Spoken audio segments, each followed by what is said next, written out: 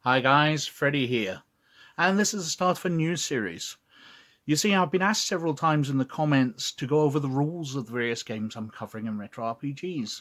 So on a Friday, that's what I'm going to try and do from now on. I'm going to try and cover whatever game I did in the retro RPG on the Monday. I'm going to cover the basic workings of the rules on a Friday in this new series.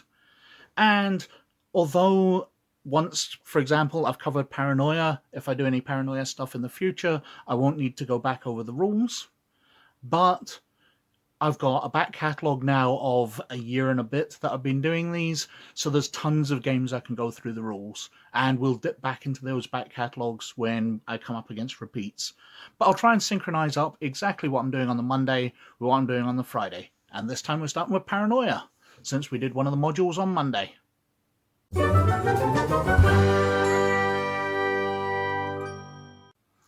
Now, in Paranoia, the skill system's really simple. You see, if we flick through to one of the character sheets at the back, one of the sample ones, we can see this character here, Jerry Rig. He has agility skill base of 1, Kutzbar skill base of 2, with fast talk and motivation at 4, dexterity at 3, with his field weapons at 8, laser weapons at 5, vehicle aimed weapons at 5. And all you need to do is roll 1d20 under the skill. 1 is an automatic success, a 20 is an automatic fail. So he's trying to fast talk someone, and we roll and he gets a 7, so he has failed.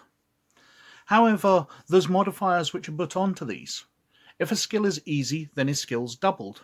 So if he's trying to fast talk a subordinate or somebody who might believe him, we'd consider that to be an easy task. So his skill would actually be 8, so that would have been a success. For normal difficulty, we just use the skill on the page. For things which are harder than that, you halve it. And for extremely difficult tasks, you quarter the skill. So his fast talk for something which would be of quite difficult would be a 2, and for something which is very difficult, his skill would only be 1. It would be quartered.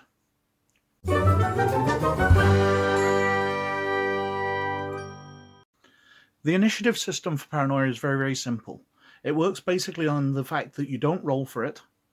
The NPCs declare their actions first, the players then declare their actions, and then everything is resolved.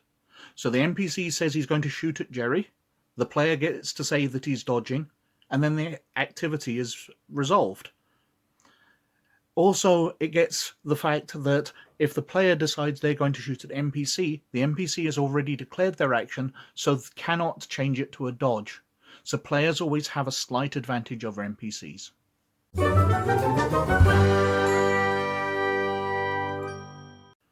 Combat actions in Paranoia are resolved just like skills. You choose your skill, so Jerry here is using a laser pistol, and he has his laser weapon skill of 5, so he rolls his d20, and he gets a 4, which says he hits. However, there are modifiers applied. So if his target is at close range, Jerry gets a 4-point bonus to his skill, so his skill will be 9. If the target is at long range, he gets a 4-point penalty, so it would be only 1, so he would have failed to hit. And if the target is dodging, then they automatically get a 4-point penalty as well. And it's as simple as that. You roll your skill and you apply the modifiers for range and for whether the target's dodging, and you find out if you hit or miss.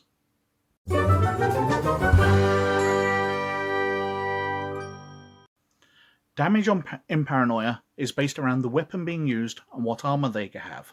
So, Jerry here has a laser pistol, which does 8L damage. Now if we flick over to the damage table, we can see all the columns of damage here. We can also see various types of armor and different weapons here. So we can confirm that laser pistol is 8L. And we can see that reflect armor is L4, whereas Kevlar armor is P3. So L armor only works against L weapons, which are laser.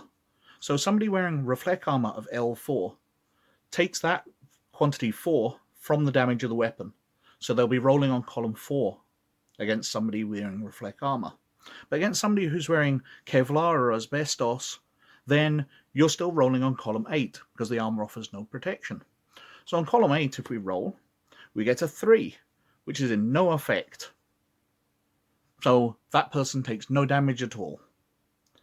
However, the damage goes up through stun and wound, incapacitated, killed, and then vaporized.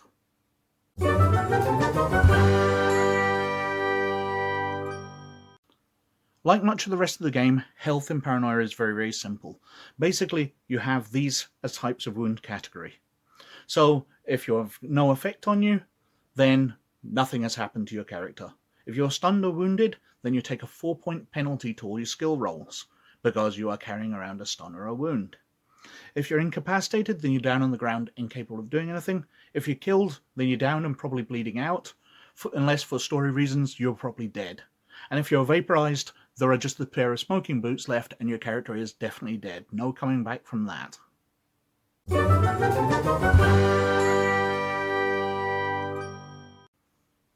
Character advancement in Paranoia? Well, to be honest, there's not much, because Paranoia is a fast-paced game where you're supposed to burn through your characters very, very easily, and they're supposed to die. In some adventures, you'll get skill books and skill training, which will give you 2 or 3 points to add to a single skill, so you'll be able to upgrade your character by saying, I've taken extra training in laser weapons, so 2 points to that, my skill's up to 7. But apart from that, there is no character advancement, there's no experience system or anything in Paranoia.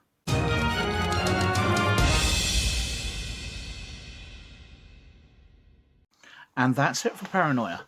I hope this quick going over the rules has been useful to you. It's just a quick way so you can sit down and get game going.